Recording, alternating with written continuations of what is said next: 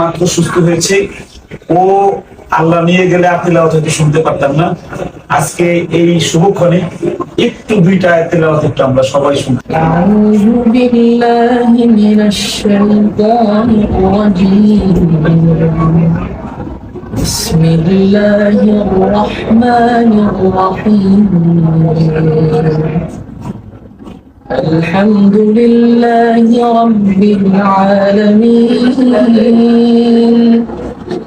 الرحمن الرحيم مالك يوم الدين إياك نعبد وإياك نستعين اهدنا الصراط المستقيم صراط الذين أنعمت عليهم غير المغضوب عليهم ولا الضالين.